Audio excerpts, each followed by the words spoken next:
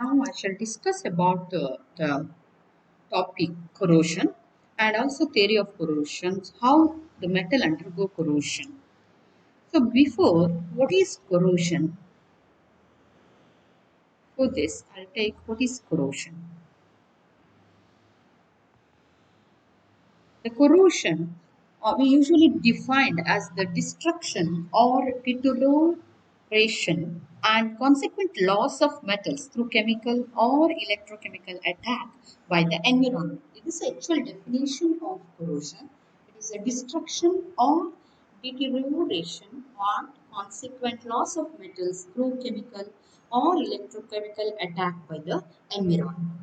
So the environment consists of a large number of gases as well as a moisture. With the help of moisture and the gas, the metal is lost in the form of either in the metal oxide or their respective compound, and that process what we called it as a corrosion.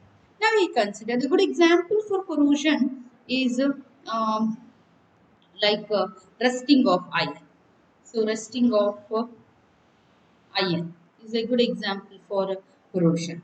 It is due to the formation of hydrated ferric oxide.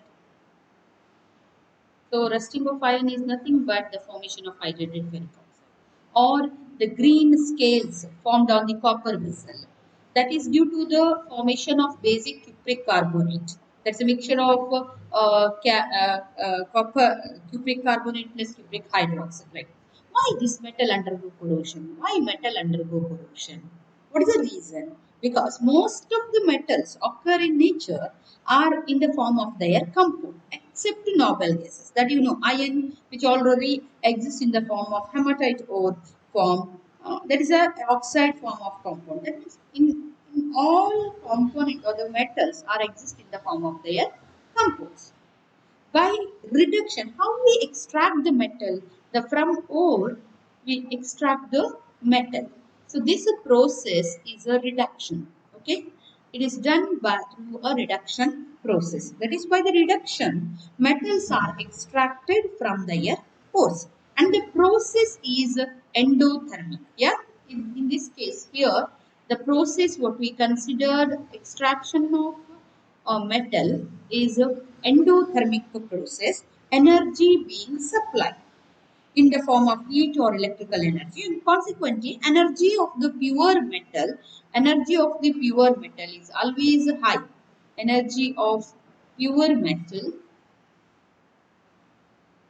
high is high compared to their ore, and they have a natural tendency to revert back to their combined state, because the metal state or the energy is high.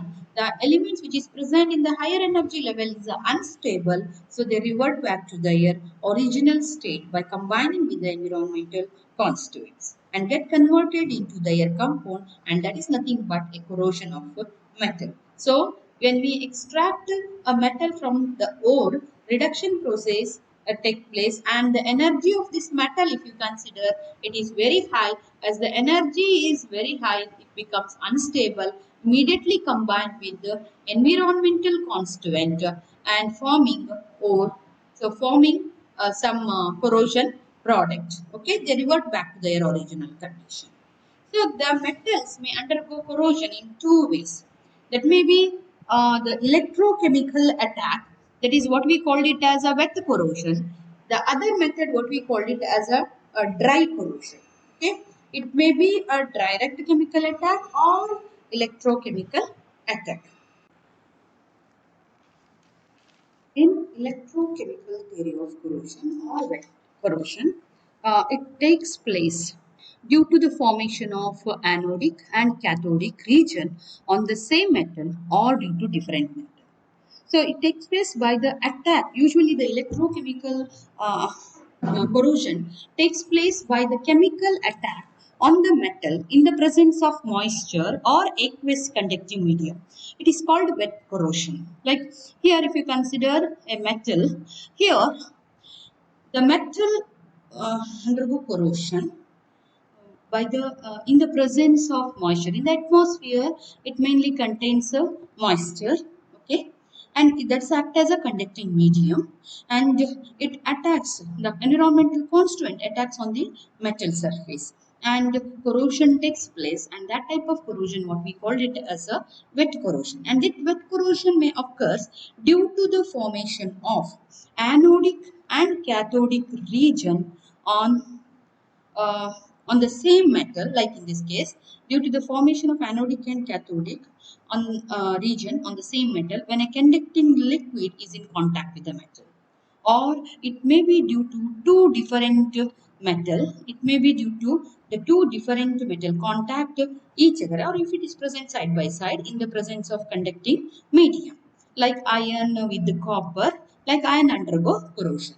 Okay, in the presence of conducting medium, that type of corrosion what we called it as a wet corrosion or electrochemical corrosion attack. Okay, and corrosion takes place. Usually, the corrosion takes place at anode, and the anodic region undergo oxidation, whereas the cathode is unaffected. And the metal, usually the metal at anodic region, metal is converted into a metal ion with the liberation of electron. This I see here. This region we considered as an anodic region. Here, the metal is lost in the form of metal ion, like Fe is lost in the form of Fe2 plus 2 moles of electron. At anode, the metal undergo oxidation or the metal is lost in the form of metal ion. So, corrosion takes place at anodic region. Say, in case of iron, Fe giving rise to Fe2 plus 2 electrons. Okay. And what is a possible reaction observed at cathode? So, you know, the cathode is already in the reduced state. Is already in a reduced state. The metal cathode reduction takes place. Usually, cathode reaction do not affect the cathode part of the metal. Since the metal cannot be reduced, further, so here the cathode region, which is already in the metal, like the state is a Fe. So it is already in a reduced state. The further reduction is not possible.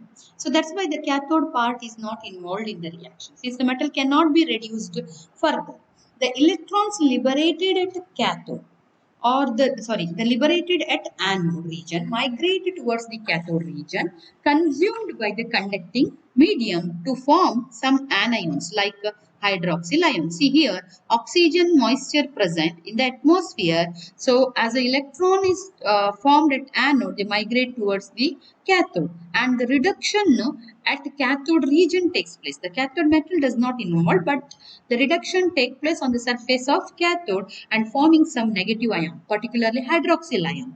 The metals ion liberated at anode and some anions formed at the cathode diffuses towards each other to the conducting medium and forms a corrosion product. This ion and mixed with the or combined with the negative ion and forming some corrosion product somewhere between anode and cathode. There cannot be an anodic reaction without the cathodic reaction and vice versa. See, the liberated, we can see this way, the liberated electron migrate towards cathode region. Yeah, at cathode reduction takes place because the cathode metals are already in a reduced form. The further reduction is not possible. As a result, the cathode region is unaffected.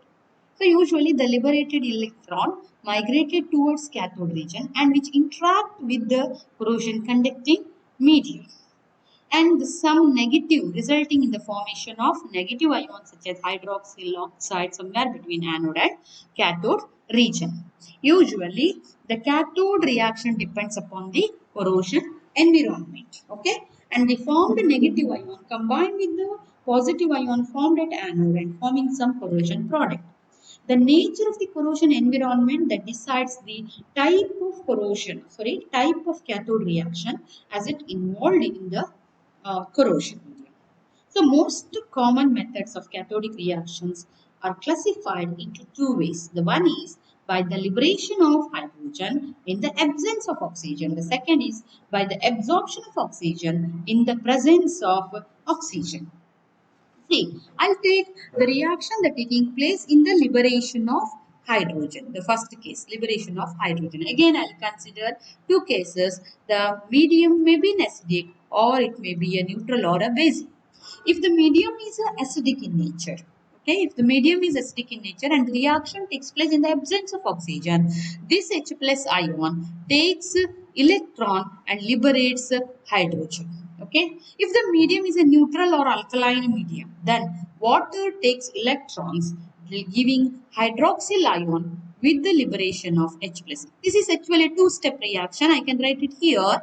See here, the water molecule, okay, dissociate, exists like H plus plus OH minus. Okay, it exists like H plus plus OH minus. So this, as soon as a H plus is formed, it combines with the 2 moles of electron liberated at anode, liberates hydrogen gas. What is the net reaction? Net reaction is the same one, like two water molecules takes 2 moles of electron and liberate hydrogen gas with the formation of 2 moles of hydroxyl ion. The same reaction. It is actually a two-step reaction. Or the reaction may take place if the by the absorption of oxygen in the presence of oxygen. Again, we consider two cases. One is in the acidic medium. The second one is in under alkaline or neutral medium. In the acidic medium, it contains a plenty amount of H plus ion, and in the presence of oxygen, reaction take place O2. That reaction is a reduction, takes electron, forming water. Okay. In the alkaline or a neutral medium, the water dissociates, water takes electron in the presence of oxygen and forming hydroxyl ion. Ultimately, the negative ion formed at a cathode is mainly hydroxyl ion if the medium is a neutral or basic in nature. That means one of the product formed at cathode is a hydroxyl ion. Say if you consider the corrosion of iron, usually at anode reaction, the Fe2 plus ions are formed at the anode and hydroxyl ions are formed at the cathode. They diffuses towards each other, forming insoluble ferrous hydroxide near the cathode region. So further, in the oxidizing environment, this insoluble ferrous hydroxide get oxidizes to ferric oxide and hydrated ferric oxides are formed, which is called as yellow rust. We can represent this one. Ferrous combined with hydroxyl ion forming ferrous hydroxide. Further, ferrous hydroxide in the presence of moisture takes oxygen formed hydrated ferric oxide, that is Fe2O3, 3H2O is formed. FeOH twice plus oxygen plus water giving Fe2O3, 3H2O. Sometimes the amount of oxygen available is very less. In the case of limited amount of oxygen, magnetic oxide, called it as a black rust, is formed. The formula is Fe3O4. We can represent this one, 3 FeOH twice plus half O2 giving Fe3O4, 3H2O, called it as a black rust. It is actually FeO dot Fe2O3. Collectively, we can write it as Fe3O4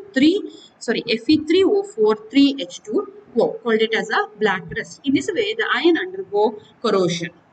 Now, the second method of corrosion is a direct chemical attack. What we called it as a dry corrosion.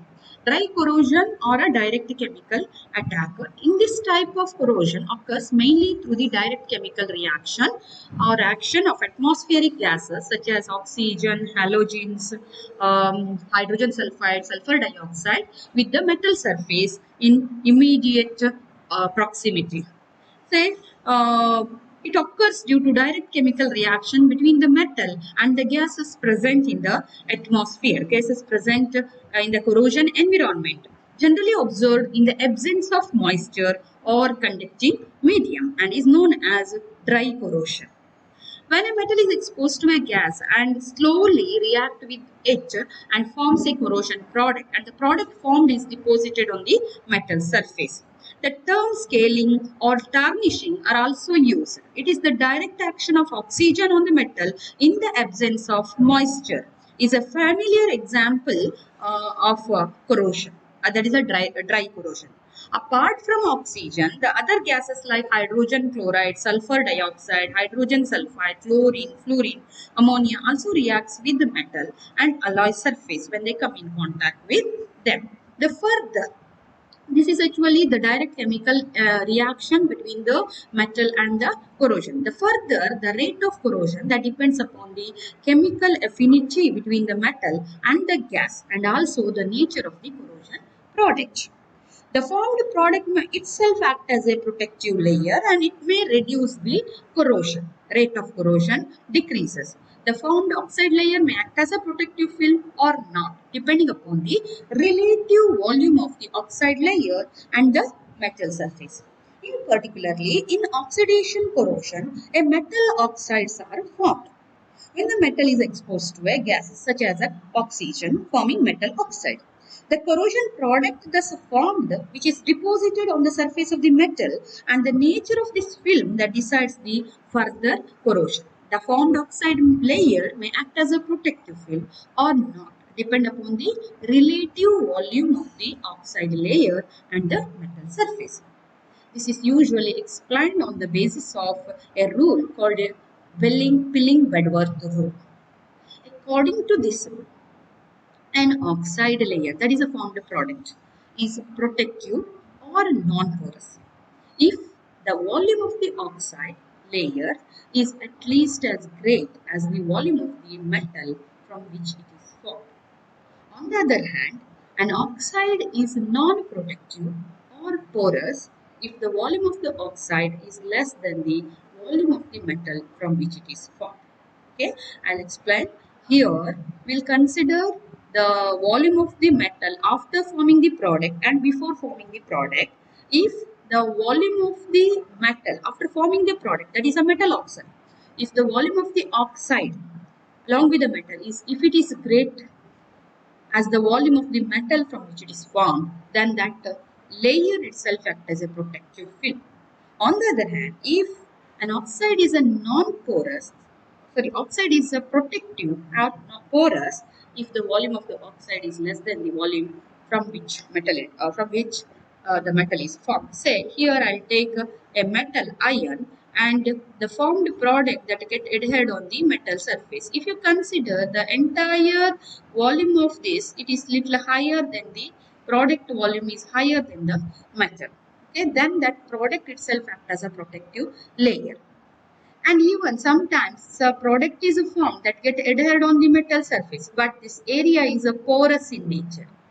So net volume becomes less than the actual volume of the metal. The product volume is less than the actual volume of the metal. That time it acts as a non-protective film. The metals like heavy metals, what we call it as aluminium, chromium, lead, they form a protective oxide film which acts as a barrier between underlying metal surface and the corrosion environment. Whereas the metal like alkali and alkaline earth metals like magnesium like metals are porous oxide film are formed. That means it permits the oxygen to contact with the fresh metal surface and the formed product is a non-protective in nature. So, according to Pilling-Bedworth rule, an oxide layer is a protective or non-porous if the volume of the oxide is at least as great as the volume of the metal from which it is formed. On the other hand, an oxide is a non-protective or porous if the volume of the oxide is less than the volume of the metal from which it is formed. Okay.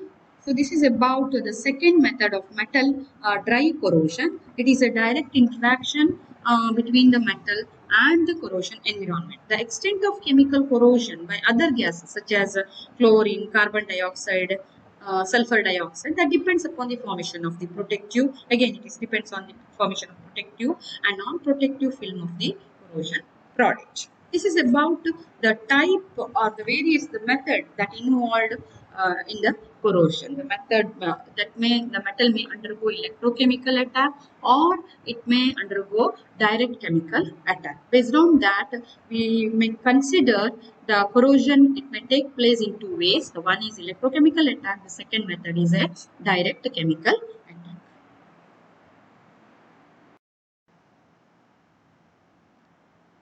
I shall discuss the types of corrosion. Metals undergo corrosion in various ways. Here I consider mainly four types of corrosion: differential metal corrosion, differential aeration corrosion, waterline corrosion, and pitting corrosion. Other than this, we may observe Corrosion like intergranular corrosions, fatigue, then erosion corrosion, stress corrosion. Like there are many kind of corrosion we observe. In that, I'll first consider the first type of corrosion, what we called it as a differential metal corrosion. In simply, it is called as a galvanic corrosion. The galvanic corrosion arises like when two dissimilar metals, that means different metals, are in contact with one another and it is exposed to the corrosion medium, the corrosion environment. The metal with the lower electrode potential becomes anode and suffer from the corrosion. That is, when two dissimilar metals are in contact with each other in the corrosion conducting medium, galvanic corrosion occurs. The two metals having a different oxidation tendency. Say zinc and copper and steel. They possess a different oxidation tendency. Their oxidation potential is different. So the one metal act as a very active and undergo corrosion. The one with the lower electrode potential or the more active metal act as anode and undergo corrosion, and the one with a higher electrode potential act as cathode and the metal is generally unaffected.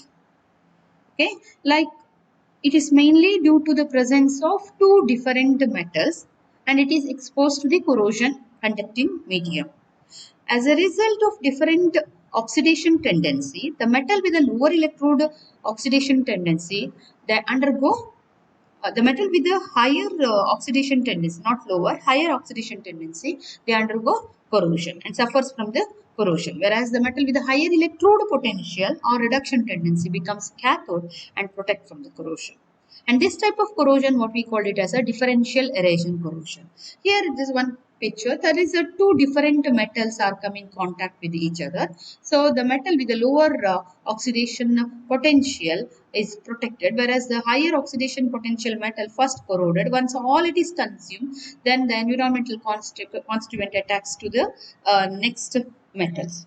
And the reaction is same. The anode reaction is metal is dissolved in the form of a metal ion and liberates n number of electron. The cathode reaction that depends upon the nature of the corrosion environment.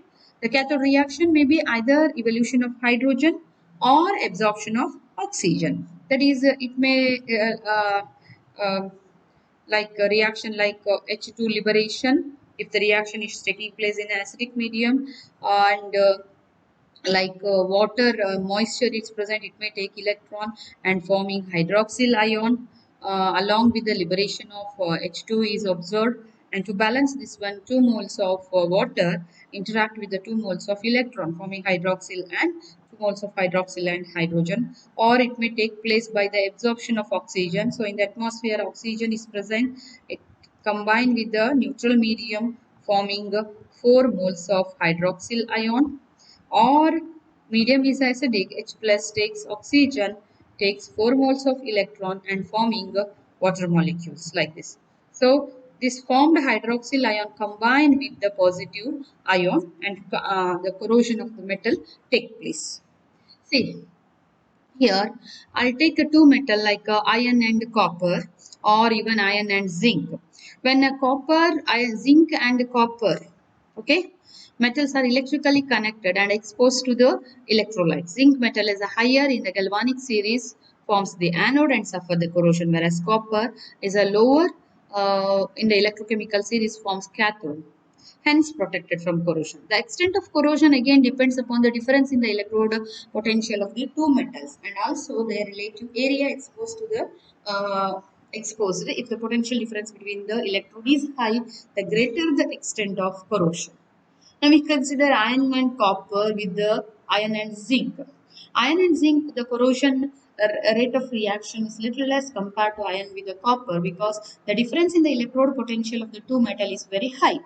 And these are the few examples for differential metal corrosion. Here the steel is coupled with the other metals, like it may be a steel with a the metal like maybe a other type of metals, the zinc metals or any other components. And here it may be the iron, both are iron, but one is an alloy, like another one is a steel and cast iron. So again we observe a differential metal corrosion. Like it is are there some examples for differential metal corrosion, like when two different metals are coupled each other, like steel pipe connected to copper pummeling. Steel act as an anode, that you know. Steel act as a steel pipe connected to a copper pummeling. So steel act as a anode, whereas copper act as a cathode. Steel, whereas this copper usually unaffected, whereas steel undergo corrosion. Then next type of corrosion, what we called it as a differential aeration corrosion. The differential aeration corrosion occurs when one part of the metal is exposed to more or differential air concentration or oxygen than the other part. Okay. This type of corrosion occurs when one part of the metal is exposed to a different air concentration from the other part. Okay. The differential air concentration or oxygen concentration than the other part. Here one term is missing. Then the other.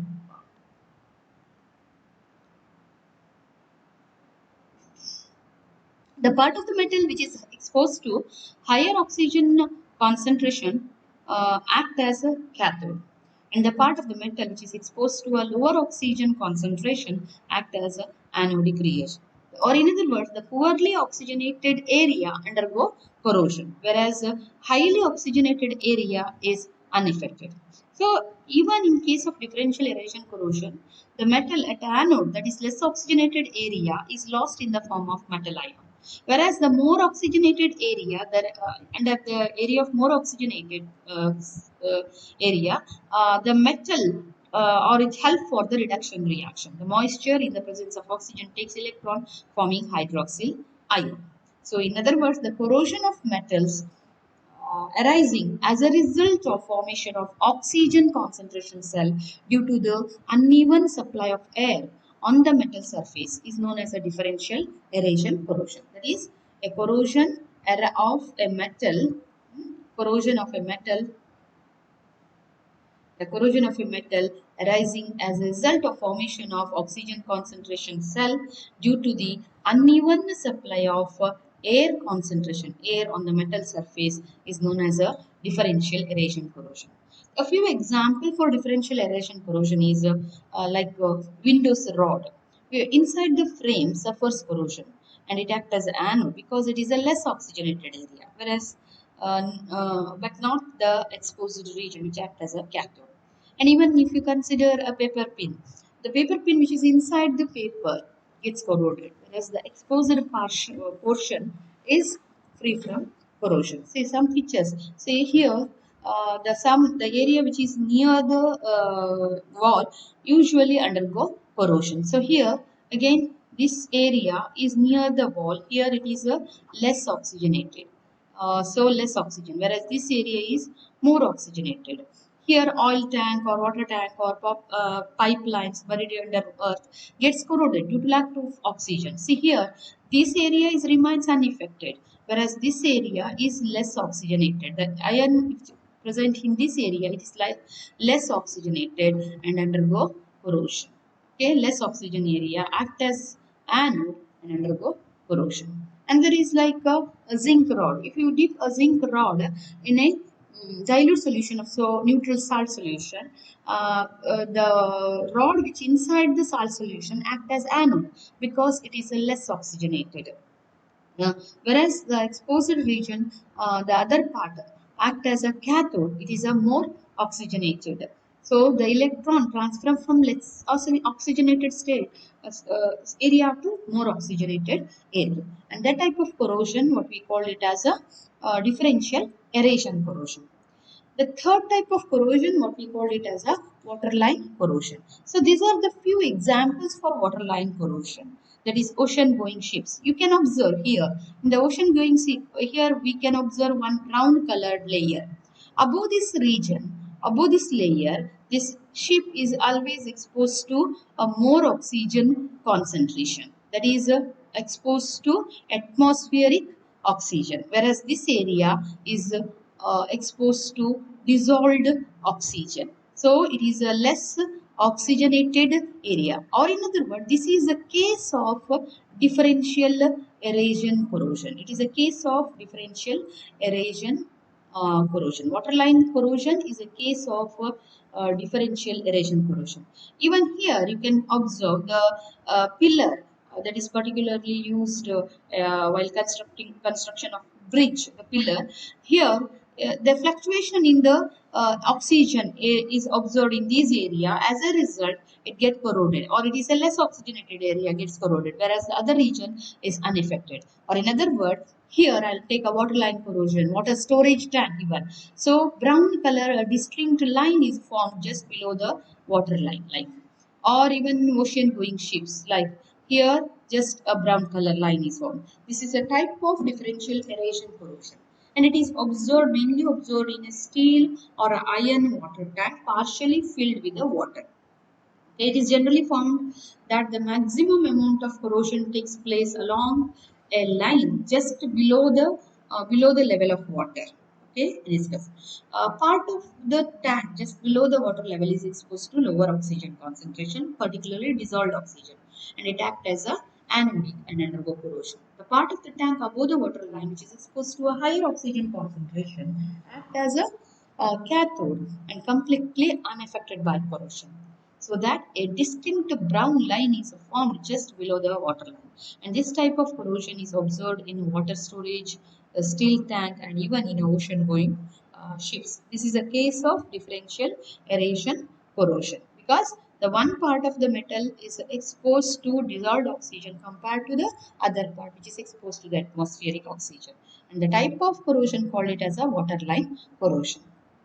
Okay, this is an example for waterline corrosion. And the fourth type of corrosion, what we considered here, is a pitting corrosion.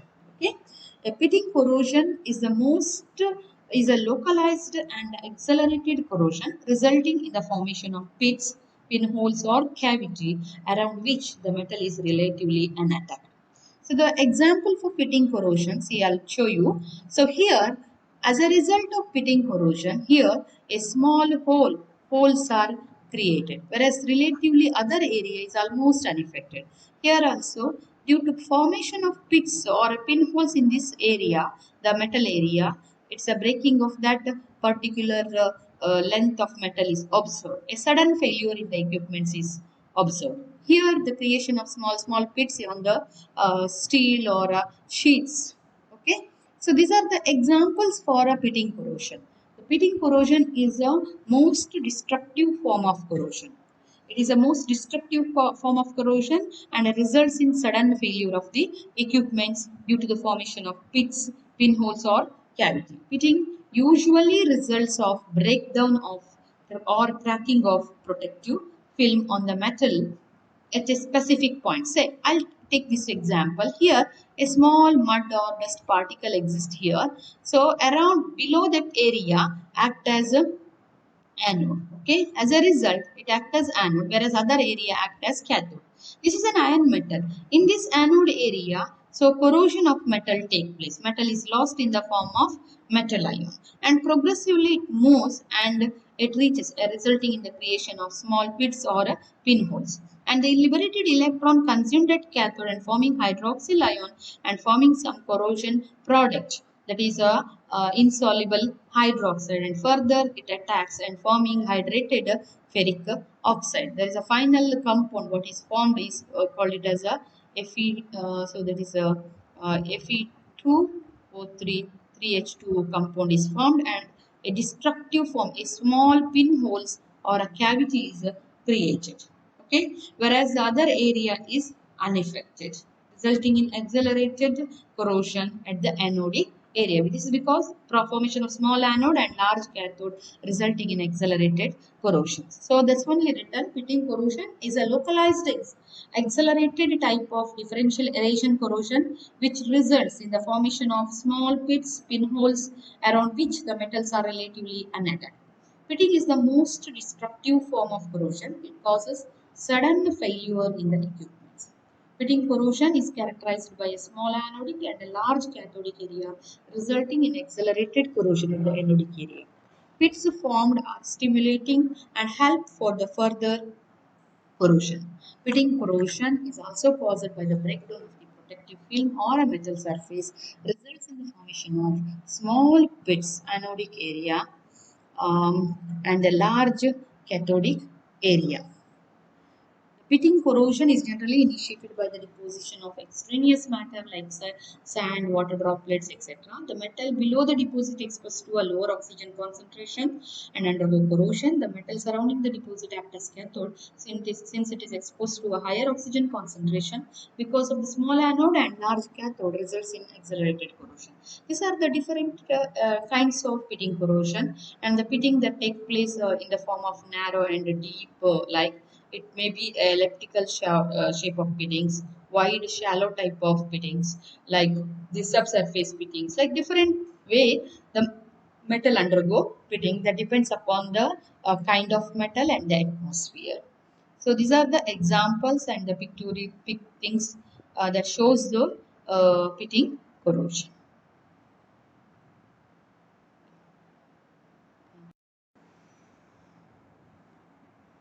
Factors that affect the rate of corrosion. There are the factors, certain factors that decides the rate of corrosion. Now I shall discuss four major factors that decides the rate of corrosion. That is the nature of the metal, nature of the corrosion product, ratio of anodic and cathodic area, and nature of the medium. Along with this, we may observe some other factor that also decides the rate of corrosion. That is hydrogen over voltage, presence of oxidizing agent, humidity, polarization, etc. This factor also decides the rate of corrosion. Now I shall take one by one. The first factor that decides the rate of corrosion is nature of the corrosion medium. The factors, there are several factors which influence the rate of corrosion to a varying degree. Some important factors in that the nature of the metal. Okay, the first one I will take nature of the metal. The tendency of metal to undergo corrosion is dependent on the nature of the metal. For example, I'll take two metals like iron and copper. Okay, so among iron and copper, I'll keep these two metals in the atmosphere. Okay, in the open atmosphere for a long time. Usually, the iron readily undergo corrosion compared to copper. So both the metals, same size, same piece components. I'll keep these metals in the atmosphere.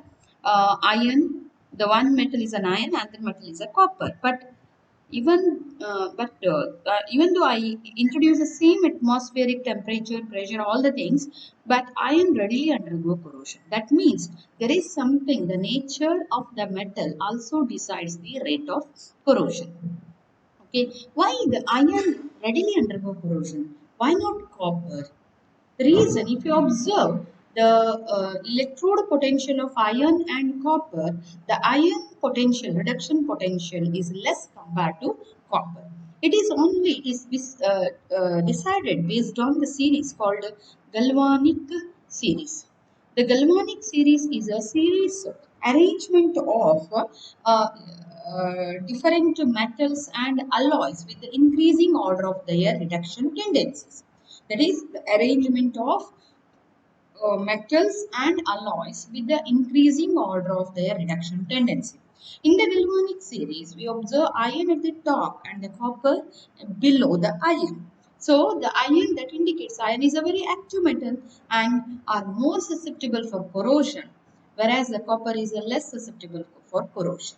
So, in general, the metals with a lower electrode potential value are more reactive and are more susceptible for corrosion than the metal with a higher electrode potential value. Thus, the tendency of metal to undergo corrosion usually decreases with increase in the electrode potential. The tendency of a metal to undergo corrosion decreases with the increase in the electrode potential. As the electrode potential increases, the corrosion rate decreases. And for an active metal, what we call it as so-called active metal, potassium, sodium, magnesium, they are considered as active metals. They are highly susceptible for corrosion. The metals such as gold, silver, platinum, they are less susceptible for corrosion. However, Few exceptions in this general trend, as some metals may show the property of passivity. Also, the rate of corrosion that depends upon the difference in their position, and the greater the difference, the faster is the corrosion of the anodic metal alloy. That is, say in the I already took an example like iron and copper. Along with this, I'll take one more example like iron with the gold. Okay. See, here the difference in the electrode potential of these two is high compared to the iron and copper. So both when you are exposed to the atmosphere, so iron if you couple with the gold, that time the iron, the anodic metal alloy readily undergo corrosion compared to the iron which is coupled with the copper. As the difference in the electrode potential of the two increases, the corrosion of the anodic metal alloy increases. The second factor that decides the rate of corrosion is the nature of the corrosion product. The formed product itself act as a protective or non-protective, and that protective layer or product itself act as a barrier between the underlying metal surface and the corrosion environment. The nature, like the metal here, the corrosion product formed, usually they adhered on the metal surface, okay, formed on the surface of the metal, may or may not act as a protective layer. The corrosion product deposited, if it is insoluble, it is not dissolved in an organic or in an atmospheric component. If it is stable, uniform and non-porous. Okay, these are the conditions. If the formed product is insoluble, stable, uniform and non-porous, it acts as a protective and preventing for further corrosion. Okay, it should not interact with the environmental constituents. It should not break. It should be uniform. It should be same thickness, and it should be non-porous. Then itself, the product itself acts as a barrier between the underlying fresh metal surface and the corrosion environment, thereby preventing the rate of corrosion. On the other hand, if the corrosion product is soluble, that means as soon as the corrosion product like hydroxide or any other component is formed, it is soluble. So it is soluble, that is dissolved in the atmospheric component. If it is unstable, non-uniform and porous, the corrosion continues because it is as soon as the product is formed, it's soluble.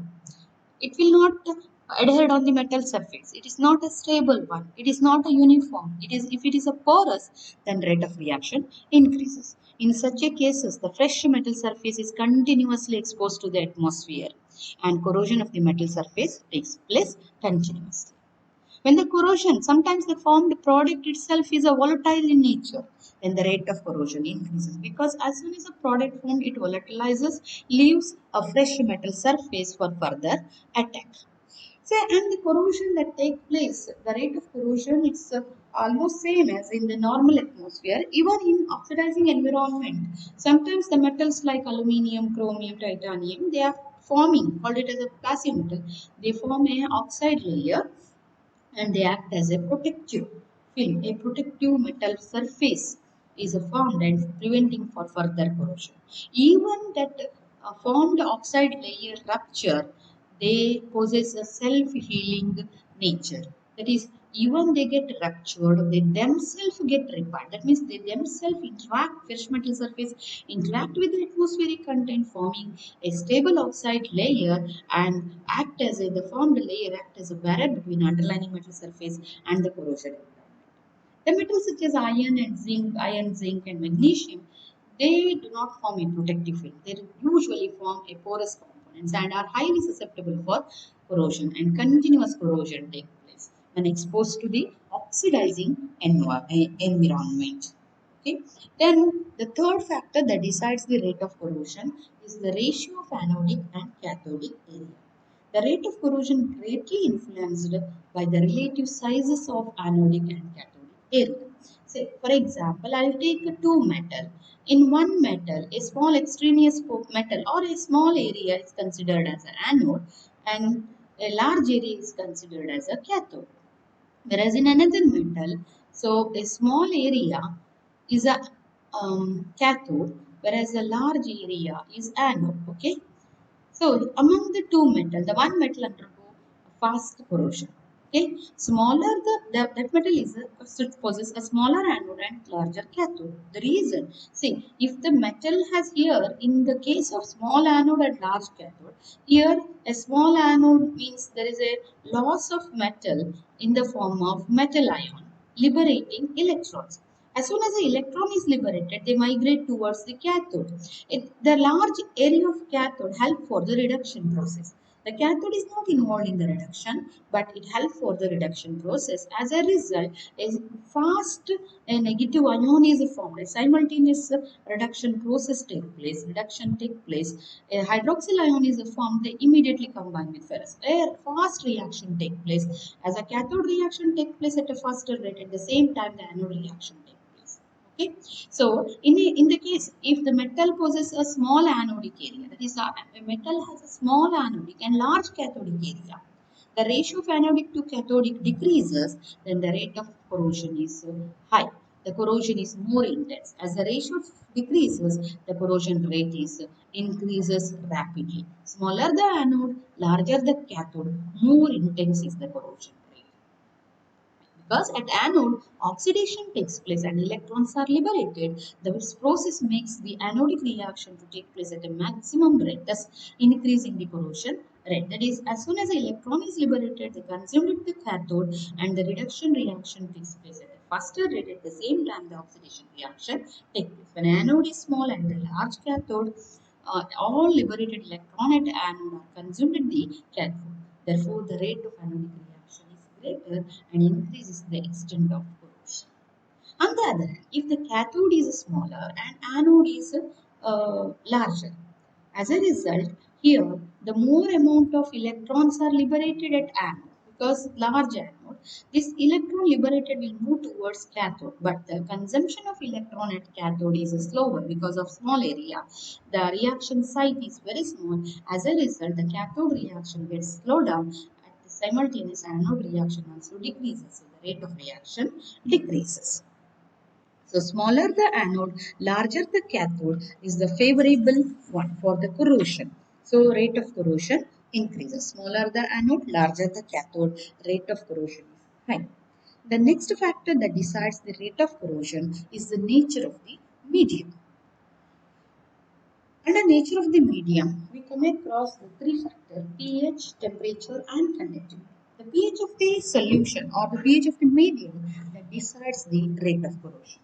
The rate of corrosion usually increases with the decrease in pH of the medium. So, it increases with the decrease in pH of the medium. That is, lower pH favors for the corrosion. The reason, lower pH means there is a plenty amount of H plus ion is present. So, when the metal is exposed to the atmospheric content, if the oxidation takes place, the electrons are liberated and the cathode is a reaction site that contains plenty amount of H plus ion. So reduction of H plus take place and liberates hydrogen. So cathode, the consume of electron take place at a faster rate if the medium is acidic in nature. So corrosion increases with decrease in pH of the medium.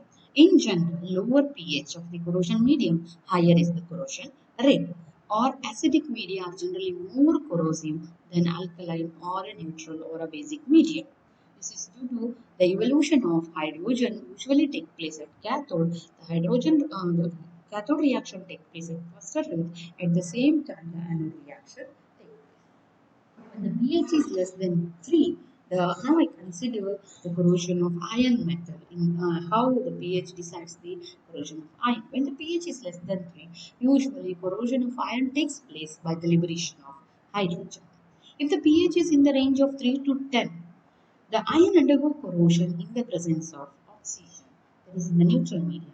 When the pH is greater than 10, usually formed hydrated ferric oxide, they get adhered on the metal surface because pH greater than 10 means there is a plenty amount of hydroxyl ion is present. As soon as Fe2 plus is formed, it combined with the hydroxyl ion, insoluble metal hydroxide is formed, they get adhered on the metal surface that itself acts as a barrier between the underlying metal surface and the corrosion environment. Rate of corrosion decreases.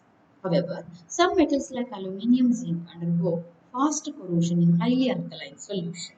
So the pH of the solution that also decides the cathodic reaction. That the pH, the cathodic reaction may take place either by the liberation of hydrogen or by the absorption of oxygen. If the pH is very less, then liberation of hydrogen is observed. If the pH is very high, then absorption or formation of hydroxyl ion is observed. These are the possible cathode reaction. Then, the next factor that decides the rate of reaction is the temperature. In general, the rate of reaction increases with increasing temperature. If you consider any reaction that take place at a faster rate at higher temperature. So, the rate of reaction, corrosion reaction, always increases with the temperature. Higher the temperature increases the rate of diffusion of ions. As soon as Fe2 plus ion is formed, they migrate towards cathode and they consume the negative ions and they attract the negative ion forming a corrosion product. It also decreases the passivity of certain metals. Hence, more corrosion is seen at an elevated temperature. Then the next factor that decides the corrosion is the conductivity. The rate of corrosion usually increases with increasing conductance of the medium. As the conductance of the medium increases, ions can move easily through the medium. So, as soon as a positive ion is formed, it migrates towards the cathode side, and the cathode somewhere the negative ions are formed. They consumed and forming is some corrosion product. The rate of, and if you consider the rate of wet corrosion with that of the dry corrosion, the rate of wet corrosion is far more greater than the dry corrosion, as the former is more conductive because the wet corrosion takes place in the presence of conducting medium, so the rate of reaction is high. Or if the conducting medium is exists, then the rate of corrosion is high. So example is in clay and mineralized soil. If the metal is kept in a clay or a mineralized soil, the rate of corrosion is greater compared to the metal which is kept in a dry sand soil, because there is a migration, or in other words the medium, conducting medium is not observed. Along with these factors, we may observe some other factor that also decides the rate of corrosion, that is a hydrogen over voltage. That hydrogen over voltage is nothing but that measures the tendency of hydrogen to get liberated on a metal surface. See, if the pH range is very high, then usually the cathode reaction is take place by the hydrogen evolution. Then the metal with a lower hydrogen over voltage on its surface is more susceptible for corrosion, because as soon as hydrogen is formed, they easily liberates the hydrogen from the metal surface and leaving a fresh metal surface. That is due to easy liberation of hydrogen. Yes, thus the cathode reaction rate is faster. This will make the anodic reaction also faster. So the rate of reaction corrosion increases. When the hydrogen over voltage on a metal surface is high, cathodic reaction is slower and the corrosion of metal becomes slower. Even the presence of oxidizing agent that also increases the rate of reaction. Even the presence of humidity that increases the rate of reaction. The presence of salts that increase the rate of reaction. These are some other factors that also decides the rate of corrosion. Thank you.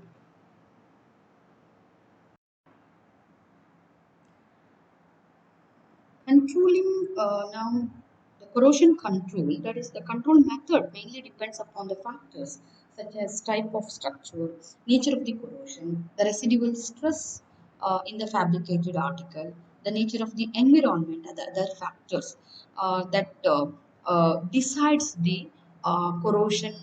Based on that, we have to decide the corrosion controlling method.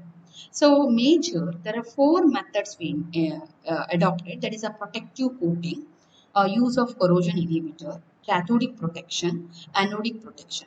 From this, I shall discuss a few points. Only particularly the inorganic coating. Under that, the protective coating, we may come across an inorganic coating, particularly anodizing. Then under the second method, what we called it as a under protective metal coating. In that, I'll discuss the galvanization process. I'm not taking into consideration of this corrosion inhibitor or the anodic protection method, and directly I'll switch on to the cathodic protection method. There, I'll discuss the sacrificial anode method and impressed current method. So before that, I'll take the first method of controlling is a protective coating. The protective coating protects the metal from corrosion by acting as a barrier between the metal and the corrosion environment.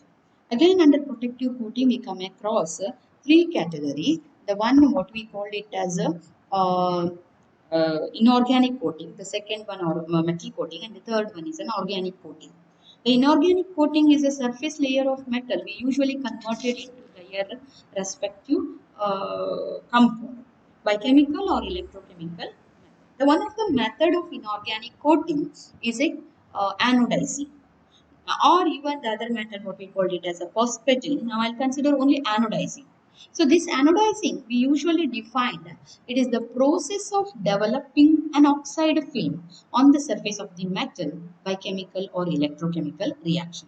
It is just we convert a metal into a metal oxide. It is a process of developing a oxide layer over the surface of the metal. Here we are not introducing any other metal. We convert a surface metal into the metal oxide by chemical or electrochemical reaction. Now I consider particularly the anodizing of aluminium. That is a conversion of aluminium into aluminium oxide, and called it as a anodizing of aluminium.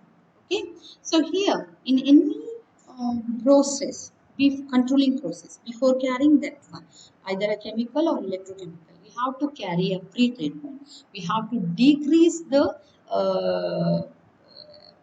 components, that is if any oil or dust or a grease particle is present on the article, it should be degreased using organic solvent.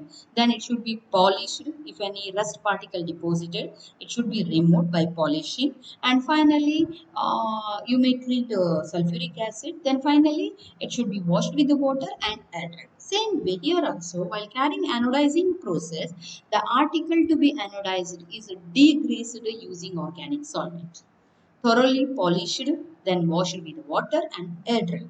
So you may observe it is an electrolytic process. So here we'll take the two electrode, anode and cathode. So here the anode is nothing but an aluminium, that is article to be anodized or a coating or preventing the corrosion is taken as anode. Aluminium, that is article to be anodized is taken as anode, and some steel or copper is taken as cathode. Okay, it may be steel or copper that is taken as cathode. In an electrolytic bath contains here it should contain 10% chromic acid or sulfuric acid. You may take a mixture or individual acid. Okay, anode aluminium, cathode copper or steel, and electrolyte is a chromic acid.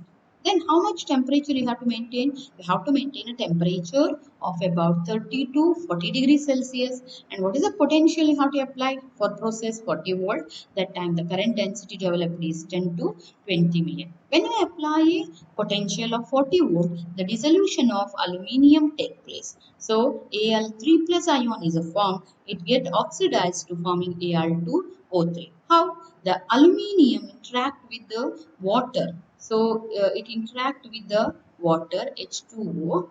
Okay, because here we take 10% sulfuric acid or a chromic acid forming aluminium oxide Al2O3, and along with the liberation of formation of H plus ion and electrons.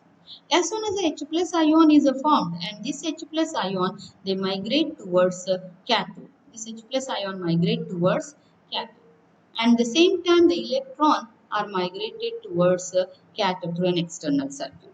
This H plus ion at cathode, the H plus ion takes electron and liberates hydrogen gas. So what is the net reaction you observe for during anodizing of aluminium? That is aluminium interact with the water forming aluminium oxide. As soon as aluminium oxide is formed, they get adhered on the metal surface. It adhered on the metal surface. The surface layer of aluminium is converted into aluminium oxide, and the cathode reaction is a reduction. H plus ion reduced to and liberates H2 gas. Okay, liberation of H2. At the anode, aluminium is changed to aluminium oxide, and the cathode liberation of hydrogen oxide. Aluminium get oxidized to aluminium oxide and deposited over the metal. The anodized coatings are thicker than the natural oxide film form. So even if you keep the aluminium as it is in the atmosphere, a layer of aluminium oxide is formed by the oxidation process. But if you compare the film developed naturally with this electrochemical method, film is much harder than the natural oxide film. So as a result, it improves the corrosion resistance as well as the resistance to mechanical injury. The article can be dyed by immersing in a solution of dye stuff at the 50 to 60 degrees Celsius, and further the corrosion resistance properties can be increased by the method called sealing, which involves heating in a boiling water. Finally, the article is treated with a nickel acetate. Yeah, aluminium get oxidized to aluminium oxide and get deposited. So if you want to if you want a colored aluminium layer, then you can introduce a dye at a 50 to 60 degrees Celsius, and you may enhance the corrosion resistance property. This is one method of protecting. The other method of protective coating is a metal coating. You may introduce a particular type of metal over the base metal. There are two types of metal coating, that is anodic coating and cathodic coating. In case of anodic coating, the anode metal is coated over a base metal, whereas in case of cathodic coating, cathode metal is coated over the base metal. But the anodic coating is more advantageous over a cathodic coating. That is, the anodic coating are produced by coating a base metal with a more active metal, which are anodic to the base metal. The important characteristic of anodic coating is that even if the coating is ruptured, the base metal does not undergo corrosion. Here, we'll take a metal. Here this is a base metal, and this base metal act as a cathode, whereas the coating metal, here we introduce a particular type of coating metal, and this metal act as anode. Even this rupture of this coating metal is observed, but the exposed portion of the base metal is cathode with respect to the coating metal, and thus it will prevent the corrosion. Even it is ruptured, the base metal does not undergo corrosion, as the exposed surface of the metal is cathode with respect to base metal. Okay, and one good example for anodic coating is galvanization. Okay, the metal coating can be applied on the base metal by hot dipping process. This method is used for producing a coating of low melting metals. It is particularly applied for a low melting metals like zinc, aluminium, tin on iron or steel metal which have a relatively high melting point. That is, a base metal is like a iron, whereas coating metal may be a zinc. Okay, and the process example may be galvanization or tinning. I'll take only galvanization process. It is a process of coating zinc metal. Here, coating metal is a zinc on iron or steel by hot dipping process. Okay, a process of coating of zinc metal on iron or steel by hot dipping process. So it can be summarized this way. So here we have to take a sheet of iron, and that iron sheet should be first, it should be pre-treated. We have to remove all extraneous matter. For pre-treatment purpose, the iron sheet is first immersed in a immersed in an organic solvent in order to degreasing process. Here, degreasing of component take place. Degreasing with organic solvent. Then iron sheet is passed through a dilute sulfuric acid to remove any rust or oxide deposit. In order to remove rust or oxide deposit, it should be passed through dilute sulfuric acid. Then, after introducing organic solvent and the dilute sulfuric acid, if you directly subject it into a galvanization process, then H plus ions present in the sheet help for reduction reaction when you expose to the atmosphere. To prevent that one, it should well washed with the distilled water. That's why to washing purpose, it is immersed in a distilled water. Then again, in a basic medium, if hydroxyl ion is present, then again the corrosion takes place. So that's why it is then passed and then it is dried. Okay, first it is washed with the organic solvent, then dilute sulfuric acid, then we are washed with the distilled water, then passed through a dryer.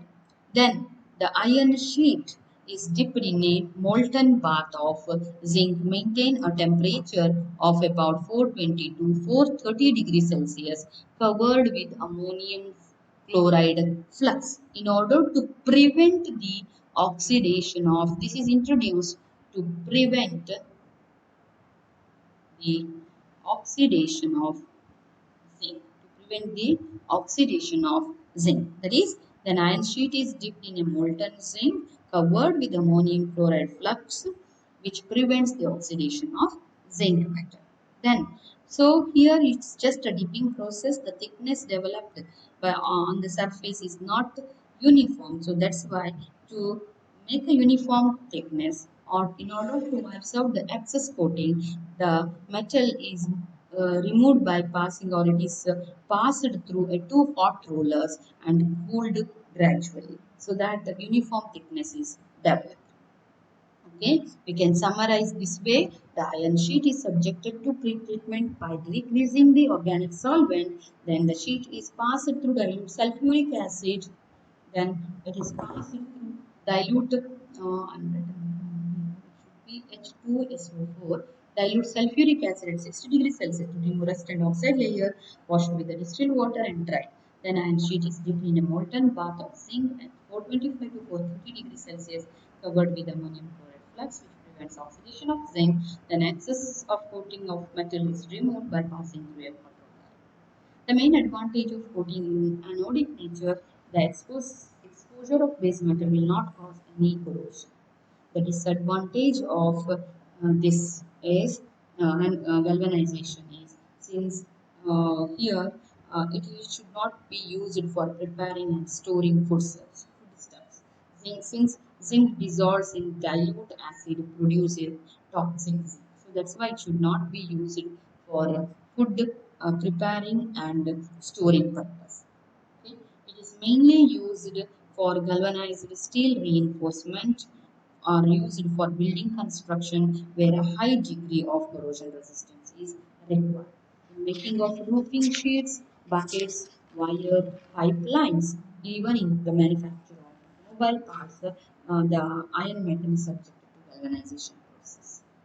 Another type of metal coating, what we call it as a tinning, it is a coating of base metal with the noble metals like a tin, particularly in the process of coating of base metal with a tin, called it as a tinning process.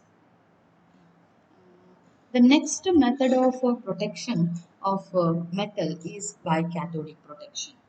The basic principle involved in the cathodic protection is eliminating the anodic site. The metals undergo corrosion due to the formation of electrochemical cells. Thereby flow of electron take place from anodic to cathodic region. The anodic region undergo corrosion, whereas cathodic regions are unaffected. That is a known thing.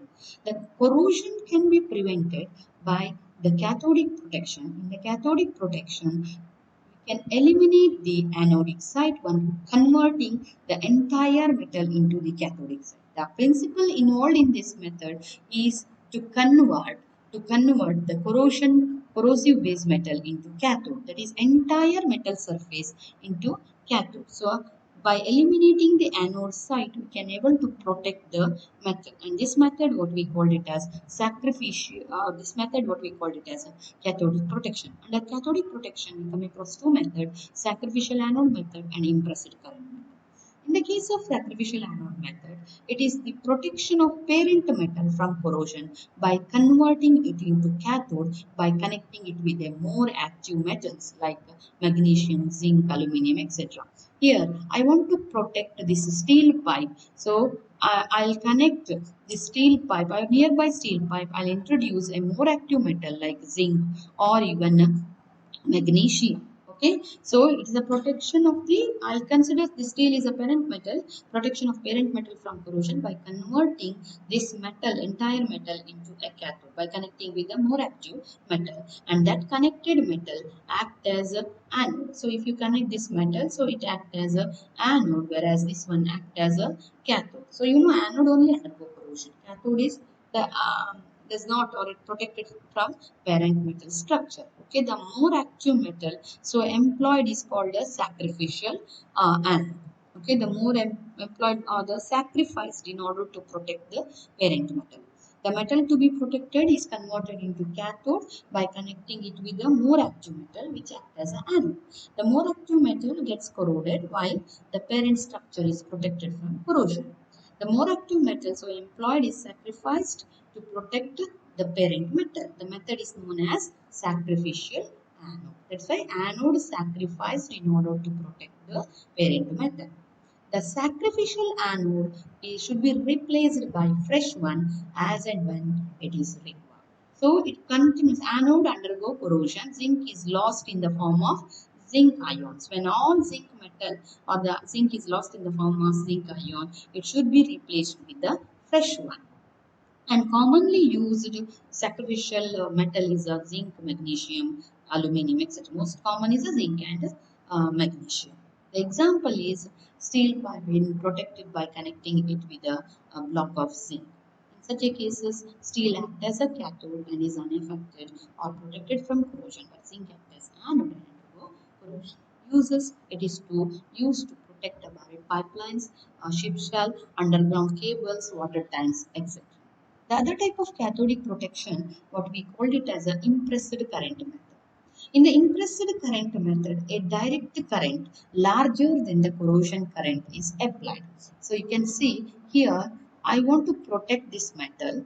So I want to protect this metal. So see, this may be some iron metal. If I want to protect this metal, so I should connect another inert anode and I'll apply a potential, a large potential which is larger than the corrosion current. So if you keep these two metals together, the iron metal may undergo corrosion, or due to the formation of presence of some extraneous metal, anode and cathode is formed. So as a result, corrosion takes place. So it develops a small corrosion current.